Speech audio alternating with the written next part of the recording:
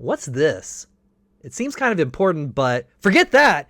It's time for AWA.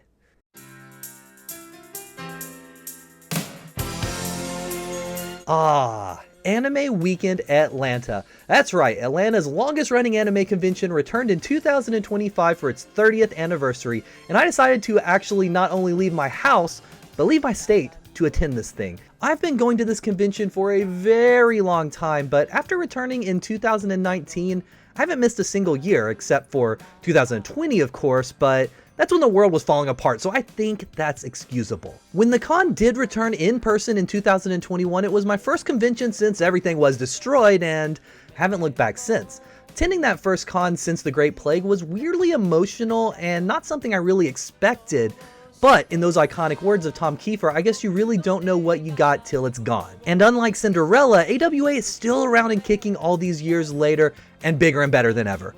But we're not here today to take a look back at 2021 or hair metal has-beens. We're here to take a look back at the 2025 event, and boy, what an event it was. Because Anime Weekend Atlanta really offers something for every otaku out there. Young and old, small and large, clean and not clean, but please clean yourself while you're there at least. Whatever you do in your own home, that's up to you, but clean yourself at the con. However, today we are really going to break down the con into three categories that I think matter most at this specific convention: the music, the dealer room, and the overall con vibes. AWA has a history of having some of the best music lineups you could possibly ask for at any con, really. In the past, they've hosted everyone from Miyavi to Crystal K to P-Lander Z to Sushi Mamoru, and even in 2024, they had Hollow live, or at least as live as it can be. So there's always something going on, and this year was no different. And the big one this year was the mighty Flow. Yes, that's right. The legendary J-Rock heroes were there in the flesh to perform for all of their adoring otaku fans. Some might know them for their music in Naruto, but I've always just been a fan of them as a band in general, because shocker, I'm not a Naruto guy. But even I will admit that the music in that show is one of the best parts of it, and that's partially due to these boys. Flow were on tour in America, and they decided to stop by AWA for their final performance of the tour. So I know what you're asking yourself. How was it? Amazing! It was truly magical to see Flow in person at an anime con playing a set made up of nothing but anime songs. Most of the songs in their set, of course, were their own, but they did throw in even a few covers for good measure, like Cha-La Head Cha-La. Yeah, that was pretty amazing. And I think most would agree, that little moment of musical bliss was one of the highlights of the entire weekend. But soon enough, the band decided they wanted to one-up themselves, and they kicked into their smash hit, Go. And let me tell you, that might have been the loudest I've ever heard of Room at any anime convention ever. It was glorious. Long live Flow. Only bad thing about their set?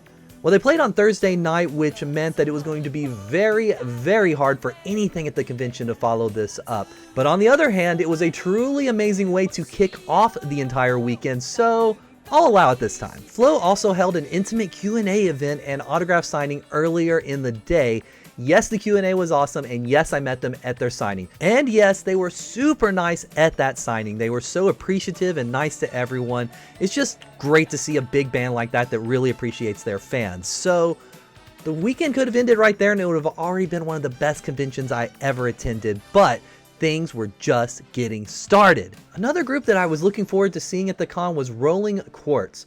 They're an amazing Korean rock band, and they did not disappoint.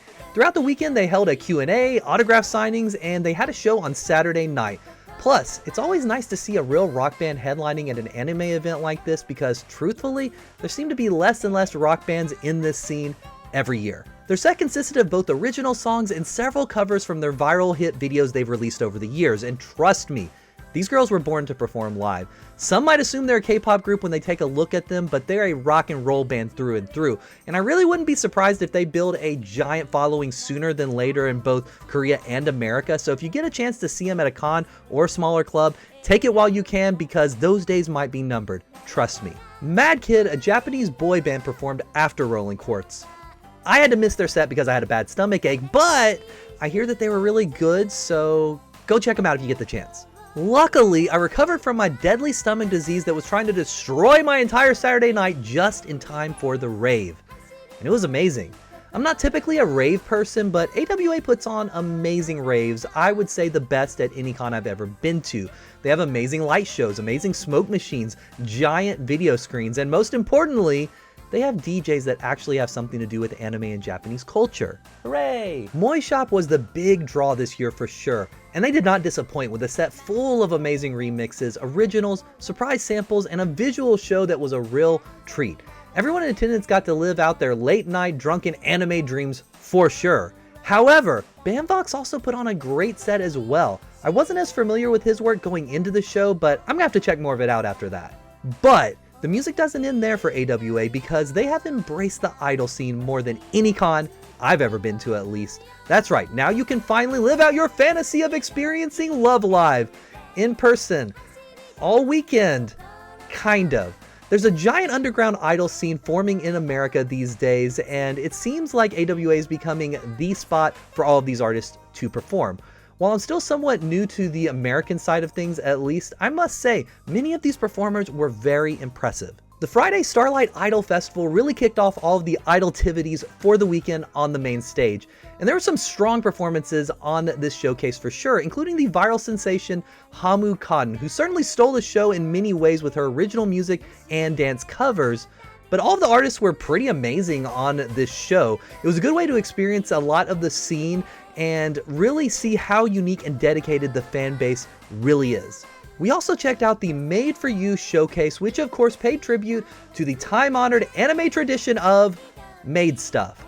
While I've never been interested in attending a maid cafe per se, it seemed like a decent way to check out some of the music associated with said cafes. We were mostly there to check out Pingy, and let me tell you, she absolutely killed it. She took the maid concept and turned it on its head, dressing up as a butler, and the energy in the room peaked when she was on stage for sure, with good reason.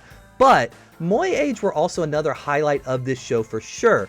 They have a maid cafe in California, so they better be good, and yeah, they were great, so definitely helped not having to fly to California to see them, but all in all, this was a great showcase. And the last idol-specific show we attended for the weekend was Pingy's solo show on Saturday.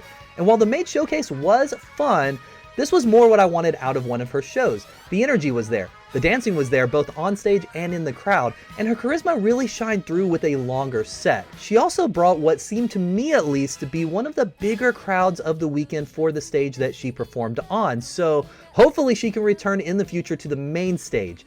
I'm just saying, I have a feeling that we are going to be hearing a lot more in the future from this penguin, so don't say I didn't give you a heads up in advance. But that's enough about that for now. How was the dealer room? Simply put, amazing. I have always felt that AWA has the best dealer room of all dealer rooms, and this year was no different. These days they do call it the exhibit hall since it features dealers, artists, VTubers, band merch, autographs, ways to cure your depression, and so much more. But it'll always be the dealer room to all the old heads. As the years go by, there's less and less of the old school represented at these events, but luckily AWA still features enough to keep every fan happy. You can still find Blu-rays, CD soundtracks, a limited amount of VHS and Laserdiscs, figures from old shows, and so much more. Plus, they obviously feature a ton of merch from newer franchises, and trust me, you'd be a stronger man than I am if you were able to walk into this place and not drop way more money than you intended. Sure, you can buy most of this stuff online, but there's still something just so unique about looking someone in the eye and trying to keep your dignity together while you pay them actual money for Chargeman Ken. And luckily, this was the second year that they have expanded the hall to being open on Thursday, which is a huge win in my book. Space isn't that busy on Thursday, so it's very easy to look around at everything and maybe go ahead and pick up some Blu-ray Gold from Discotheque if you're feeling spicy. Yeah, they might not have had enough Ranma merch in the room this year, but I'll give them a pass because they at least had some. The real question is, did I spend too much money in the dealer room this year? Yes I did, and no, I do not need help. Maybe just a little bit. Anyway, moving on. So, how were the vibes overall at AWA 2025? Well, as I mentioned earlier, I've been going to this thing for a very long time. I don't think I would continue to come year after year after year if it didn't pass the vibe check. I've been to several different cons as well over the years, and I've attended them in several different ways.